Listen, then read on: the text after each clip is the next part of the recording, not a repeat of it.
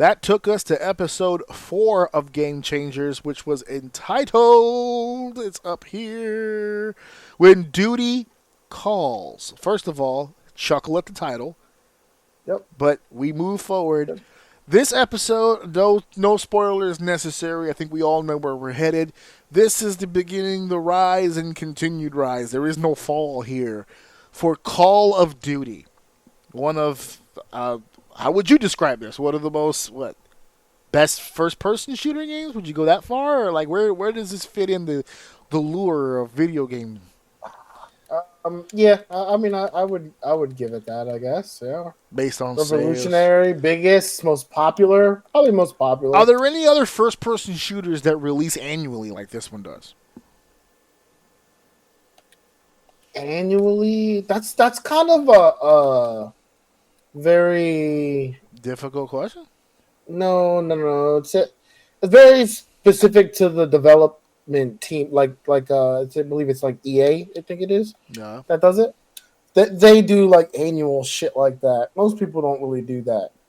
They're pumped, which is what hinders them. Like from that point to the future is that like they've found that formula where they become bigger than the people that love what they do, so they don't have to cater to the people that love them because they're just so big that like people are just gonna use them. It's like when you're at Lowe's and you hear someone on the phone go, "Yeah, I'm at Home Depot." It's just like it's synonymous to the genre.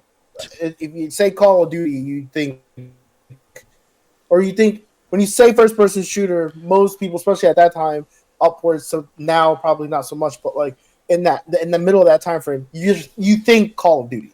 So yeah, I would say it's definitely the most popular. Best, I mean depends on.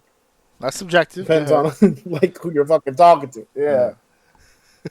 Okay, so the episode. It's crazy though because right before they got into the Call of Duty though thing, they were hinting at like where it came from, and the moment they said that, my brain goes Medal of Honor. Yeah. I was like, damn, Medal of Honor I remember that game. That game was so fucking good, dude. Medal of Honor was so good. When they said Medal of Honor, it rang a bell, and then when I saw the cover, I went, oh, we had that. I remember that. They didn't even have to say it. I knew exactly where the fuck they were going. Because I remember Medal of Honor, and then I remember Medal of Honor having an online. I don't think they mentioned it on here. I think they tried to make it sound like they did mention it at the end. No, well, I think they did say that Call of Duty revolutionized it, yeah, but they did mention that. Well, I don't want to spoil it, but yeah, at the end, Medal of Honor comes back. Right, so Medal of Honor, I remember the first online shooting that I kind of remember as a young kid is Medal of Honor. Young whippersnapper. Online, free-for-all. I think they actually, I don't remember. Maybe I'm remembering something else. I'm pretty sure they had like that that gun game where like you kind of had to get one kill with every gun. I could be remembering it wrong, but I remember being in like this little stadium with like objects in your way, and I just remember playing online, and I'm like, yo, this is the craziest shit I've ever played in my life. Like, this is crazy.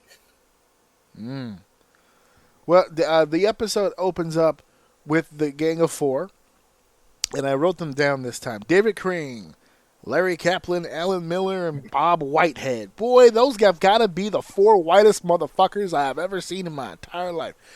So we learned that while they were with Atari, they were each making about $20,000 a year, which is nothing. Even in that time period, is almost nothing.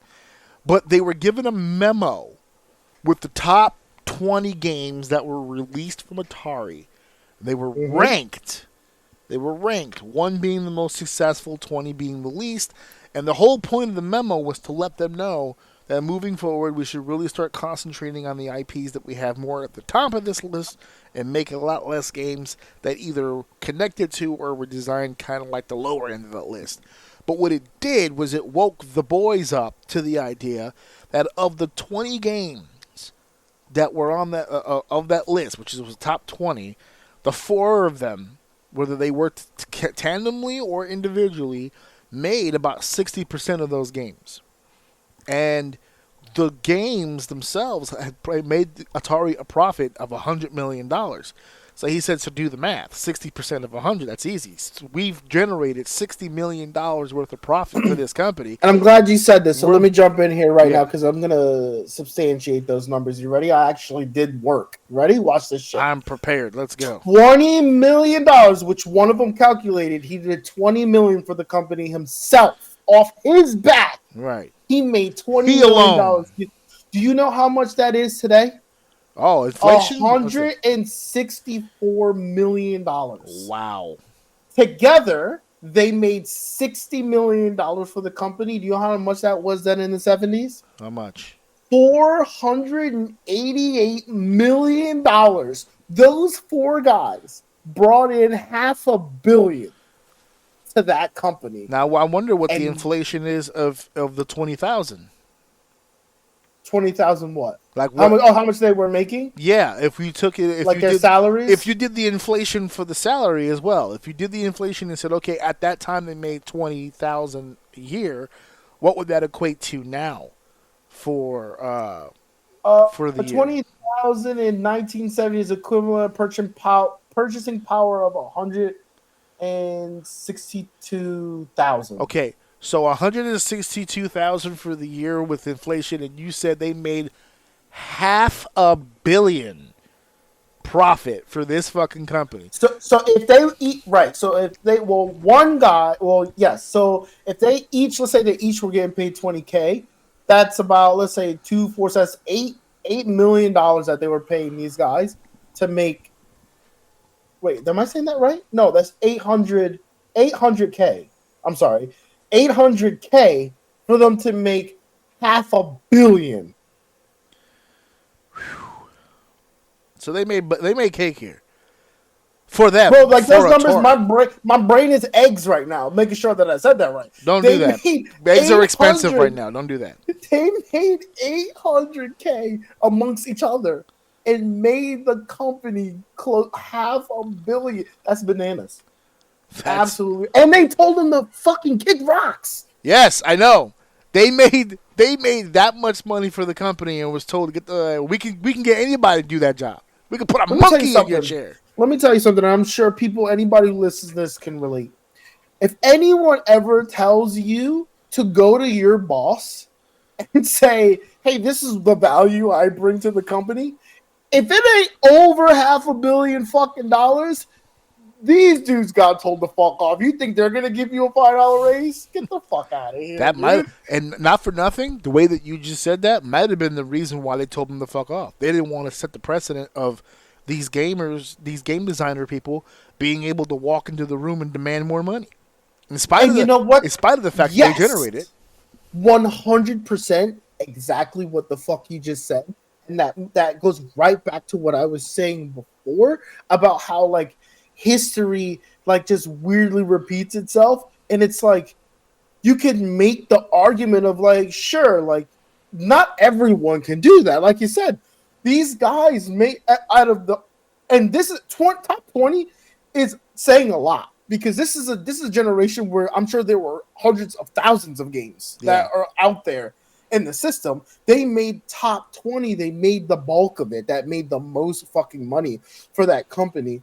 And even they couldn't produce the value of, like, the businessmen would take the stance of, how dare you come to me with this?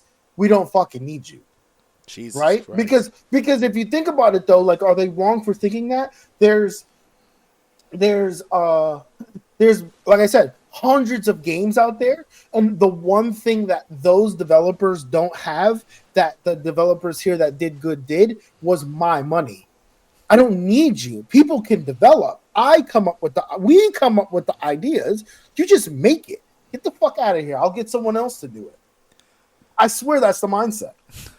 Well, they got pissed. Crazy. They got pissed, and they just said, fuck it, we're out of here. And they left and created the first independent video game design company, Activision. Now, by independent company, that means that they were making games for all platforms. PC, got you. Atari, got you. And colloquial vision or whatever the fuck, got you. And television, got you, baby. If you want video games, come to Activision, baby. We're the best of the best. Except for the fact that they created this company right during the crash of '83, which was spurned by quite possibly the worst video game of all time. You know they had to bring it up, despite the fact that it's their claim to fame in a negative connotation. They brought up E.T. and the story on how that came about. Wow. And for those of you who did not get it, there's a whole documentary out there all on its own about the E.T. video game. So we're not going to dive into that. You guys can do the research on that. But let's just say it was not received well. And the reason why E.T. was even created in the first place is because we're finding out now that in the 80s, one of the most famous directors, one of the most important Hollywood men, is a gamer. And his name is Steven Spielberg. And this guy wanted to get this game done by Christmas, which was based on the time frame was impossible. Some young guy was just like, fuck it, I'll try it. And he tried. He did. But it was not enough to save the game industry. We had the bubble there, and Activision changed its name to Mediagenic and becomes a computer software company. I actually remembered Mediagenic when I saw the logo. I was like, fuck, I am old. Bro, shout out, hold on, before you skip by that though, shout out to that guy who fucking the ultimate opportunist, where he's like, bro, I'll do it for you right now, but I need $100K up front. He needed the 165 for his mom's mortgage. I need give me 165 and I'll make this fucking video game for you. All right, wrote him a check, no quality assurance. You can't be mad at him. No quality assurance, no checking up on him. Yeah. I need it released. Say less, fam. I got you. Help me get my mama out of debt. Yeah. Okay, here. All right, now I'm gonna go live in that basement that we just bought for 160, which is probably worth like quadruple that right now. In the basement, made this game real quick, gave it to him, and he was off the hook. That was it. He was done. That game, I think you could argue, is like you know how like you hear like the stories like when you go back into the past and like you step on a twig and it like fucks up, like reverberates through the future and like fucks everything up. Like I feel like that game just was the reason why the gaming industry just started like to collapse, because people were like losing millions of dollars because it was so Yep. They were just dropping. My man, I swear he came from the future. Was like, I'll do it. I got it. I'll fucking do it. Let me get I gotta see my mama's house. He said, give me the ball, coach. I'll take it in. I'm scoring 6. What is it? Like Back to the Future with the almanac? Like they went back and they became millionaires because they knew all the winning games. They knew what to bet on. Yep. Yes. Oh, man. Steven Spielberg did not give up, however, after the crash. He helped create a company called DreamWorks Interactive. I could have sworn I saw you playing some games back in the day that came from that company. Sure. Absolutely. Yeah. I remember that. Disney games, yeah, I think. I saw that logo and I was like, I remember. And then they said something here that fucking blew my mind. When they were talking about mixing different ideas, Spielberg was like, we're mixing different ideas here. And somehow, when you mix GoldenEye and Saving Private Ryan, you get Medal of Honor. You get a World War II 3D-based first-person shooter. And I said, how? They showed the clips and everything. They were like, oh, it's got the movement and the style of a GoldenEye, but the content and the heart and the experience of Saving Private Ryan, I was like, God damn.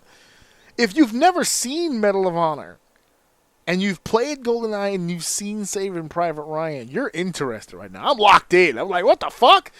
That sounds amazing. But even you said it at the beginning of this. Medal of Honor was a tremendous game when it first came out. People were all over it. It was good. It had that was one of the first games, if I'm not mistaken, where people were genuinely like concerned about how like ex-military would receive the game. Mm-hmm. like how they would like react to stuff like that. So it's like, And because of how real it was, and in this, they kind of tell you why it was. oh, That's the best part of the whole fucking episode. They introduce us, folks, because the video game designers, when they were making this game, they got sent. Steven Spielberg sent them to their military guy who helped them make Saving Private Ryan. They brought in a military guy for more factual to make it look real. They brought in a real military captain to come in and kind of like help them through that. And Steven Spielberg was like, you know, he was trying to get the game designers to meet this dude. And the dude fucking took him to a boot camp. And the dude I'm talking about is Captain Dale Dye. His fucking name is Captain Dye. That is the greatest fucking military name I have ever heard in my entire life. Is he military? Is he a Marvel villain? We don't know. He's Captain fucking Dye. This motherfucker lives in Britain. Did you see the video where he's like talking to the video game crew and he's like asking him a question? The guy said, yeah. He's like, yeah. It's like, yes, sir. He's like, exactly. It's like, God damn. I'm not enlisted, motherfucker. Relax. Hold on. Wait a second. So they took him to fucking boot camp to learn what this shit is supposed to really look like. And we wind up with Medal of Honor, and we wind up with Medal of Honor Allied Assaults as it hits the PCs. And a company called 2015 Inc. hires modders as opposed to video game designers. That sounded interesting to me, that they would bring in modders, right? So these are people who usually take an already existing game and literally, as the name says, modify, right? So this is way different. Or is it way different? Is it similar? Are there small details, or is it like completely different from your average video game designer hiring a modder to come in? I'm asking you. I hear you. It kind of depends. Like, being a modder can just be someone who, I don't know. There's like levels to it. Like you can be someone who knows how to develop and code, but mod something, right? For instance, I'll give you an example. There are some of the biggest games, for instance, like League of Legends and stuff like that, are modifications to other ideas that develop into its own entity. So, I mean, modding could be me taking a controller and putting like caps on them so that it looks different, right? Or I could take the controller you made, open it, and add like 3 turbo buttons to it and like solder the stuff and then put the controller back so that now when I press A, it hits my top triggers at the same time. So like it just really depends on it. There's levels to it. Okay.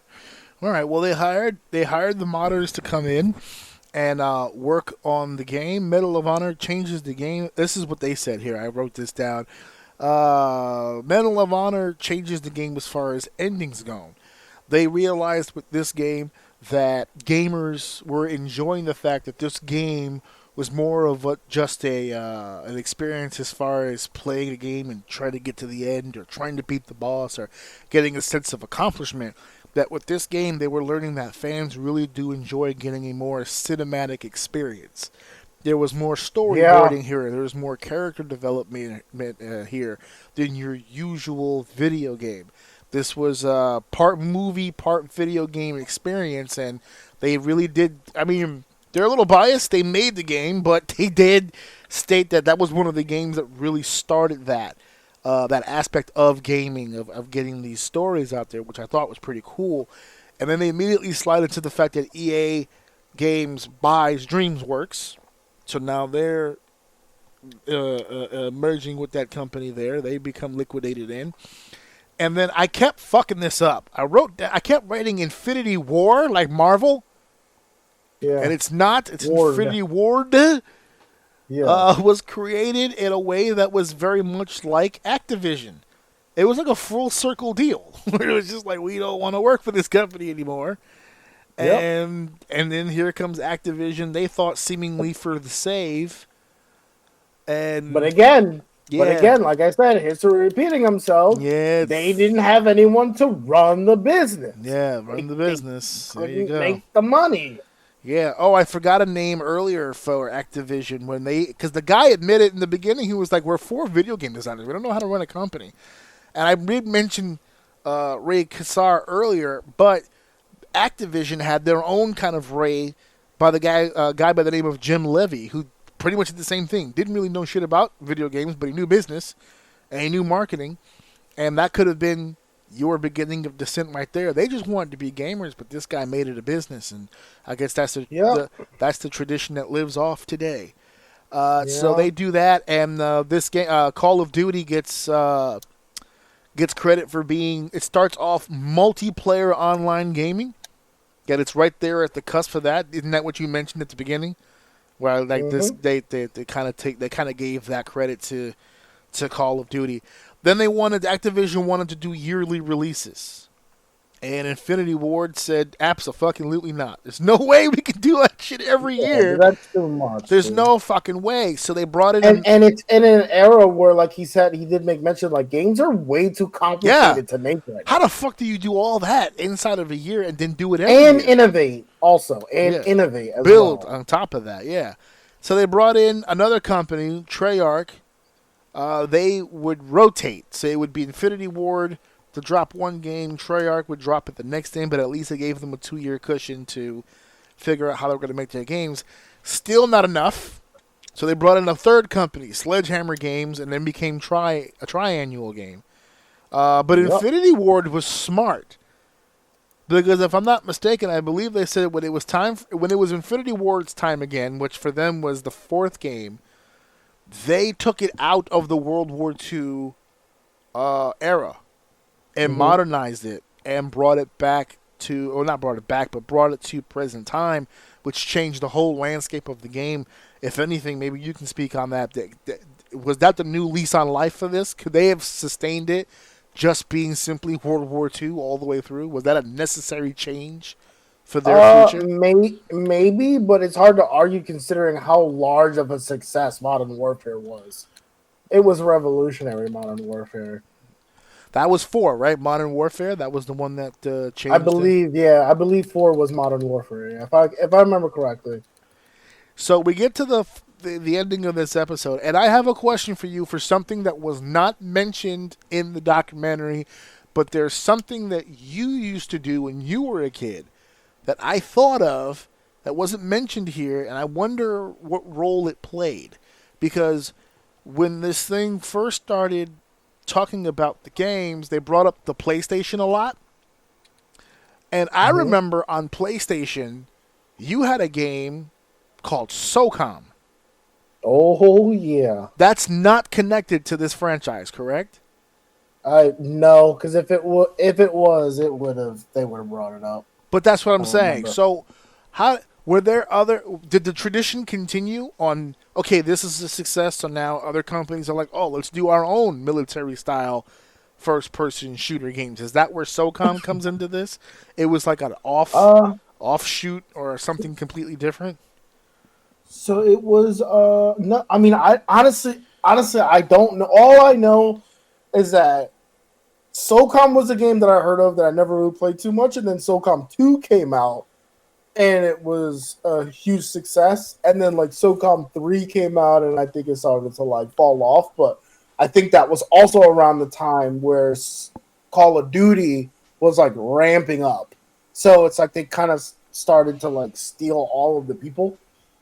Well, I don't know who the developers. I'm trying to look it up right now. Zipper. The developer Zipper. It's a Sony company entertainment. So it was a Sony publisher. Okay. For SOCOM. So that means I think it was the game was made in-house then. So that works. Yeah. Okay. Yeah. All right. I was wondering that as I was walking. I don't know why, but I thought at some point it was going to come up, and I was like, is that not connected? Because I remember SOCOM. No. People were all over it when it first came out. 2004. Ooh, baby. And EU. In EU, it was 2003.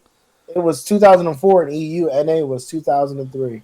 Man. Oh. Yeesh. So that is Call of Duty here.